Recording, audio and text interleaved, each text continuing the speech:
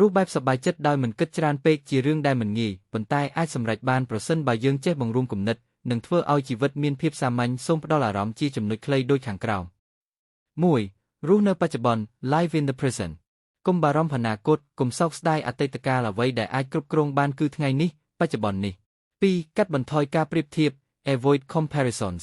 កុំប្រៀបខ្លួនឯងជាមួយអ្នកដទៃសុខចិត្តជាមួយអ្វីដែលអ្នកមានហើយទទួលយកខ្លួនឯង 3. ធ្វើអ្វីដែលស្រឡាញ់ Do what you love ទោះបីជាវាសារប្រយោជន៍ដល់អ្នកដទៃក៏ដោយសំខាន់អ្នកមានអារម្មណ៍ថារីករាយពេលធ្វើវា 4. សន្មត់នឹងអ្វីដែលមិនអាចប្ដូរបាន Accept what you can control មានរឿងជាច្រើនដែលឧបាយកលមិនអាចដោះស្រាយបានទេការទទួលយកនឹងធ្វើឲ្យចិត្តស្ងប់ 5. បង្រៀនខ្លួនឯងឲ្យស្ងប់ Train your mind to be calm ការធ្វើសមាធិឬគ្រាន់តែស្ងៀមស្ងាត់10នាទីក្នុងមួយថ្ងៃគឺជាគន្លឹះមួយដ៏ល្អសម្រាប់ចិត្ត 6. រូបបែបសាមញ្ញ Simple lifestyle កុំប្រមាថលើរបស់សាមញ្ញការផឹកកាហ្វេទៅលើច្រាំងទន្លេការដើរលេងនៅព្រៃភ្នំអាចសប្បាយចិត្តជាងទស្សនៈទំនើប